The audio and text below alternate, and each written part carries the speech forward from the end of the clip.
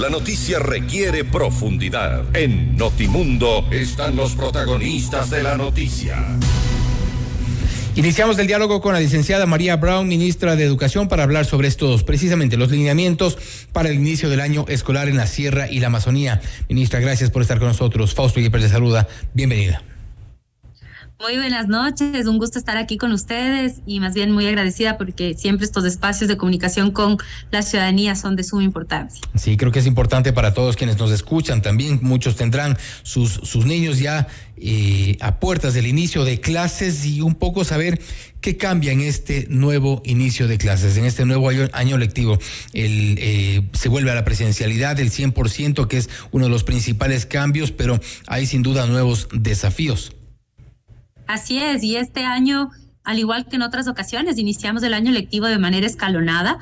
Recuerden que el jueves 1 de septiembre las instituciones educativas fiscales entran los estudiantes de bachillerato, los de primero de básica y educación inicial, y el día viernes 2 de septiembre los estudiantes de todo lo que es la básica, elemental, media y superior, es decir, de segundo a 10º grados.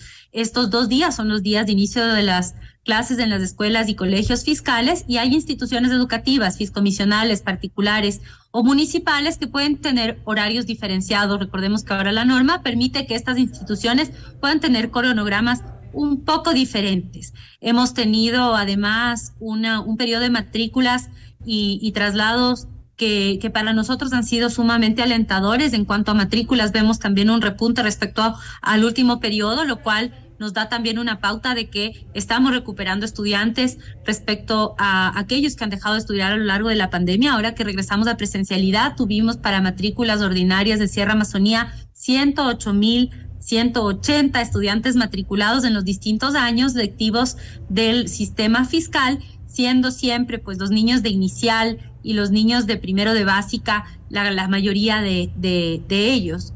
Y se suman a todos los estudiantes matriculados en régimen Sierra Amazonía del país, que son en total 1.778.000 de todos los sostenimientos, 1.365.000 del sostenimiento fiscal. Bueno, se establecía también que dentro de este proceso de inicio, este regreso a la presencialidad, se tiene previsto pruebas de diagnóstico para los primeros días de clase, porque sin duda hay vacíos y en todas las áreas, en todos los niveles se van a sentir estos vacíos de 2 años de pandemia, gran parte en virtualidad, otra parte mixta. Este es el primer año lectivo que inicia luego de iniciar la pandemia, que inicia de forma absolutamente normal, con el 100% de la presencialidad, y sin duda es parte del trabajo que tenemos que hacer como Ministerio de Educación y en todas las instituciones educativas, el abordar aquellos rezagos educativos que se generaron a lo largo de la pandemia, pero además recordemos que ya terminamos el año lectivo en presencialidad y pudimos como instituciones educativas hacer algunos diagnósticos y ya ver dónde estaban las principales brechas y desafíos y trabajar en metodologías y a través de mecanismos de nivelación en las instituciones educativas.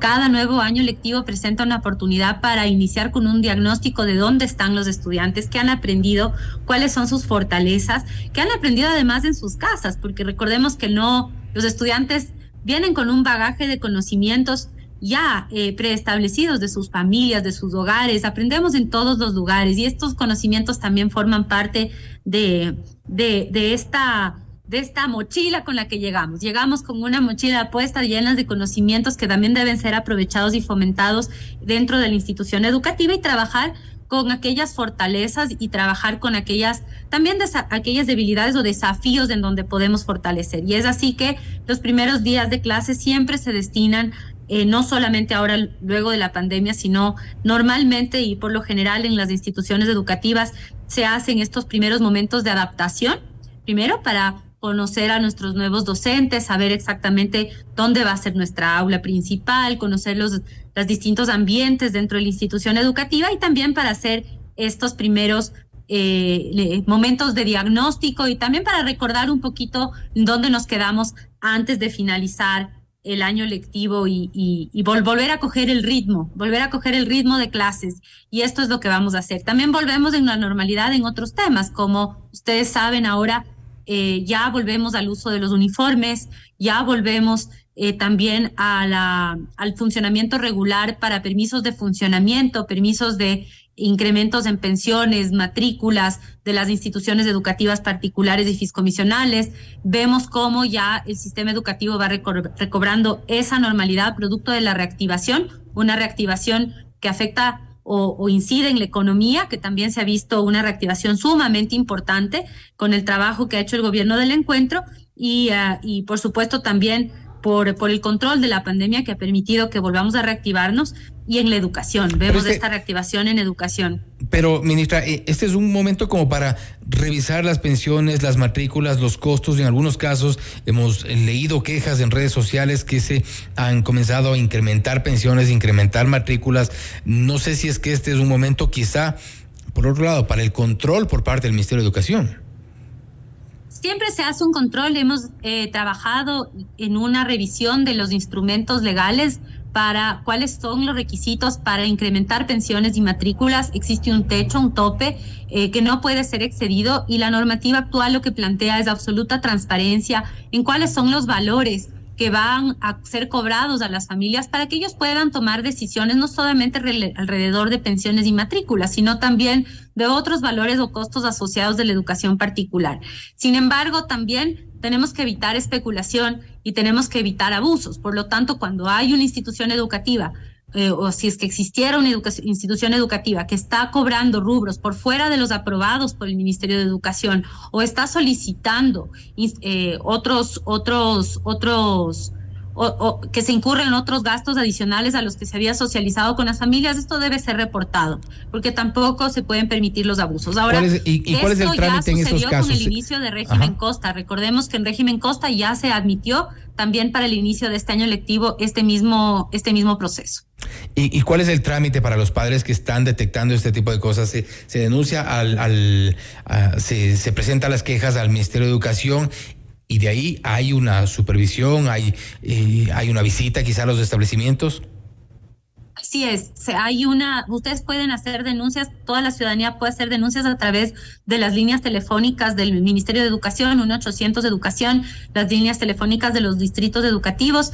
También receptamos denuncias a través de los canales de trámites virtuales que existen puestos al servicio de la ciudadanía, así como también en los distritos educativos que se pueden presentar este tipo de denuncias de manera presencial, si es que así lo prefieren las familias. Existen varios mecanismos para que justamente nos puedan informar. Y a veces es un poco más efectivo, y esto a decir de la experiencia de los padres de familia, hacerlo en redes sociales. Lastimosamente, cuando se exponen este tipo de cosas es cuando se toman ciertas acciones, y circulaba por estos días este mensaje que encontraron los centros infantiles de inclusión es decir, el Ministerio de Inclusión Económica. Esta es la lista de útiles para un niño de apenas 3 años, decían en uno de los establecimientos. Hay una lista con una cantidad interminable de ítems, desde piden juguetes, coches, rollos de papel higiénico, cartulinas. Bueno, eso es lo lógico, pero cantidades que parecen exageradas de materiales, frascos de témperas, 5 frascos, desde peinillas, vasos, paquetes de cloro, cosas que deberían ser parte también, entiendo yo, de la infraestructura, de los materiales de aseo de las instituciones. Pero la lista es realmente preocupante, que los padres tengan que incurrir en este tipo de gastos, y mucho más tratándose de centros estatales.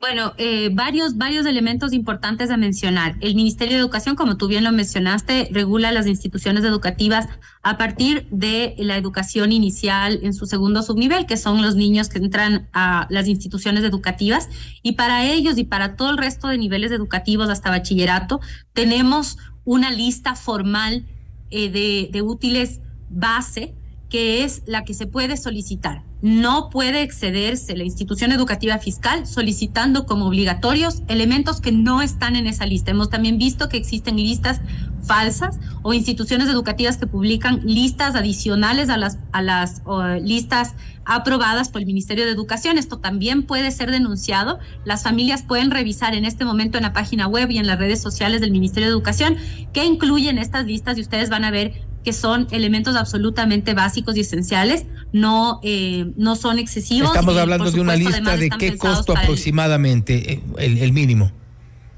Hemos hecho un barrido, antes de publicarlas y luego y durante todo este proceso, una cotización en distintos lugares para poder estimar los valores, y ninguna lista excede los $30. Y esto hablando de las listas más costosas, que son típicamente las de bachillerato, que tienen algunos insumos adicionales para laboratorio y demás.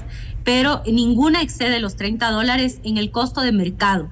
Recordemos que no existen techos o control de precios respecto a útiles escolares. No hay una normativa que regule estos precios, pero sí la especulación. Y haciendo precisamente también un llamado a la ciudadanía de que si ven que existen unos precios totalmente irrisorios para algún insumo, esto es especulación y puede ser denunciado. Asimismo, está activado el Ministerio de Gobierno con su equipo en territorio, con las intendencias, para poder revisar en papelerías y otros lugares en donde se expenden justamente materiales escolares en este momento del año escolar, para poder hacer revisiones aleatorias y acompañar a la ciudadanía en este proceso. Esto en cuanto a la lista básica de útiles, pero también nos reportan, por ejemplo, que para cuarto de básica se estaría pidiendo una cantidad de libros cuyo costo supera los $400, cuarto de básica. Recuerden también que a toda la ciudadanía, las instituciones educativas fiscales, todas las unidades educativas e instituciones educativas fiscales del país reciben los libros de texto de manera gratuita. El caso que me refiero es de una institución particular.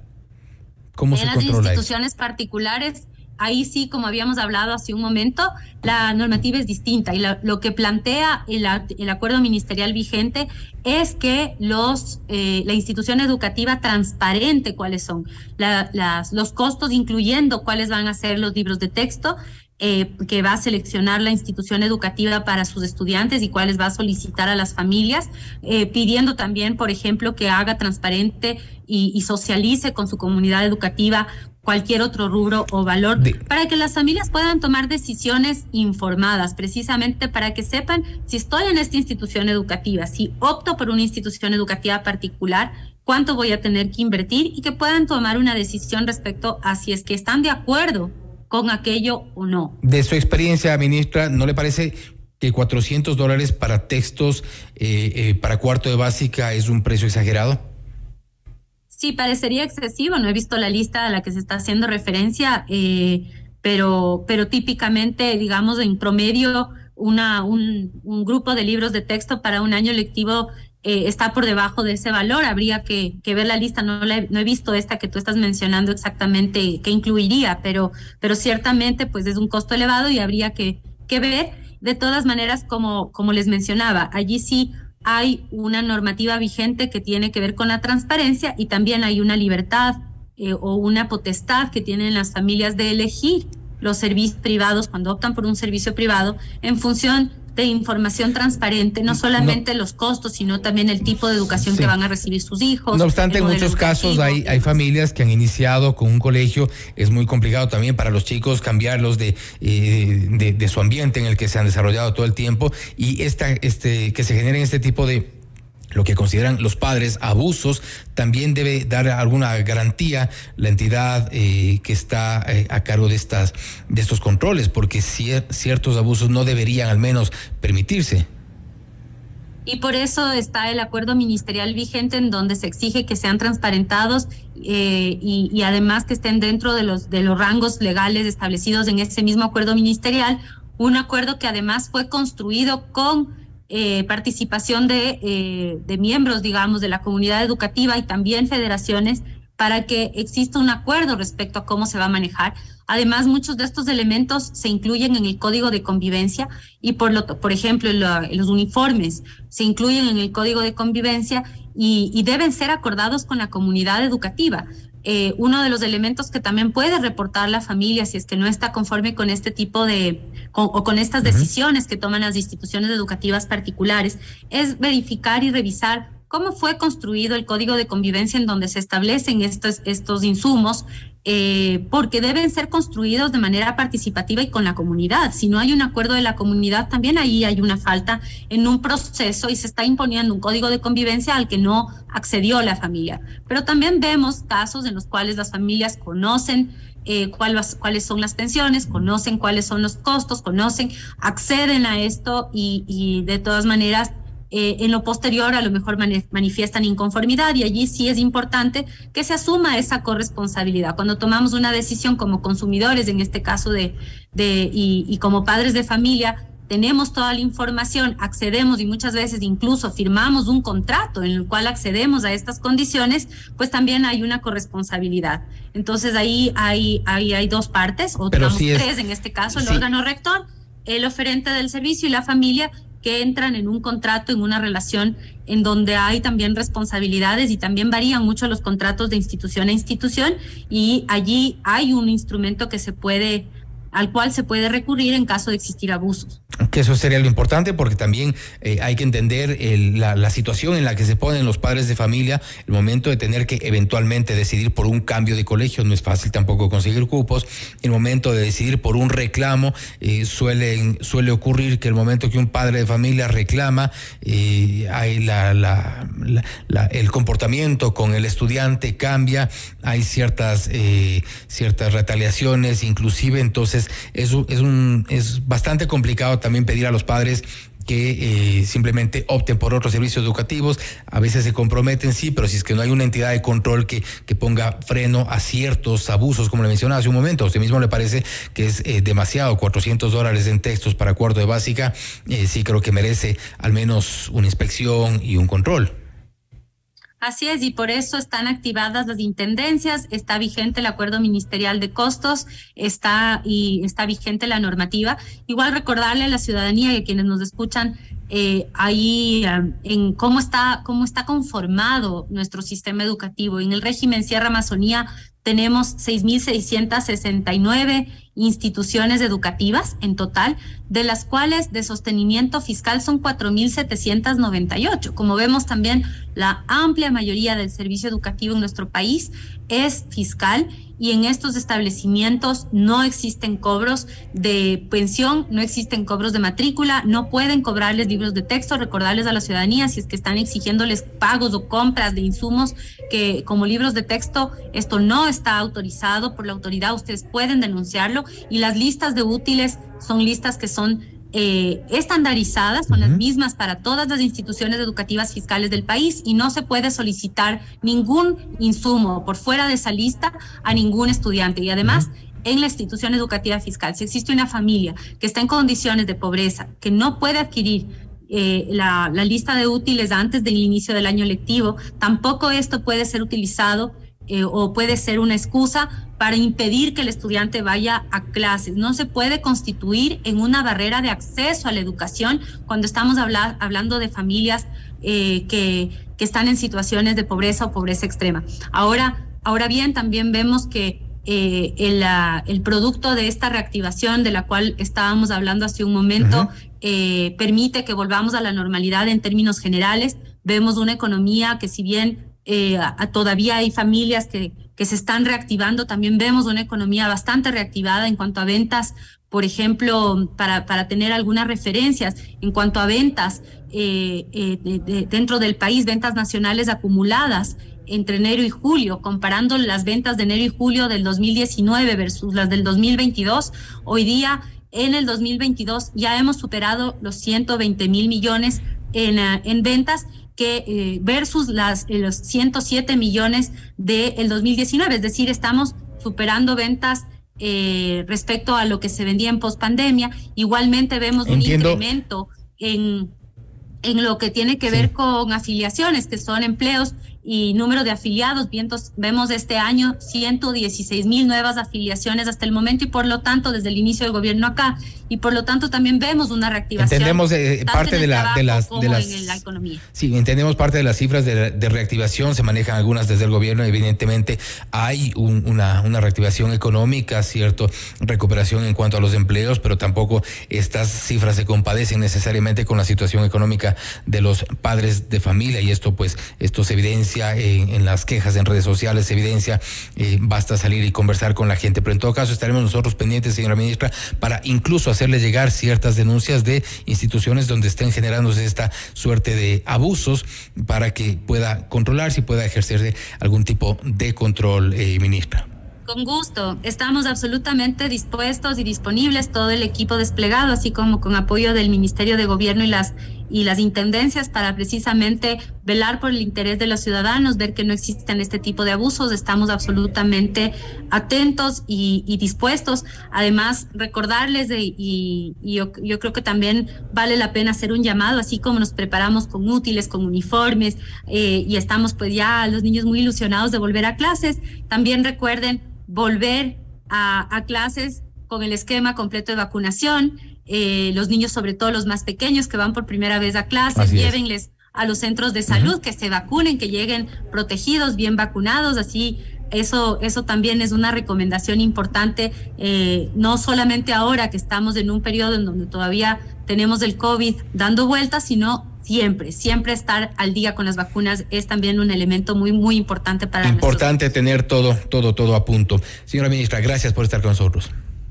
Muchísimas gracias, que tengan una linda noche. Gracias, una buena noche también. Ha sido la licenciada María Brown, ministra de Educación, hablando sobre los lineamientos para el inicio del nuevo año escolar en la Sierra y Amazonía. También nos hemos ofrecido como vehículo para poderle hacer llegar directamente al ministerio las denuncias respecto de supuestos abusos en los sectores educativos, en algunas instituciones donde se estén pidiendo listas de útiles, a veces que suelen ser exorbitantes, cargadas de materiales a veces innecesarios. También, como hemos mencionado en uno de los casos, una lista de útiles con textos por más de $400. Sus denuncias también nos pueden hacer llegar al 098-999-9819. Estaremos dando seguimiento durante todos estos días. Esto es Notimundo Estelar, siempre bien informados.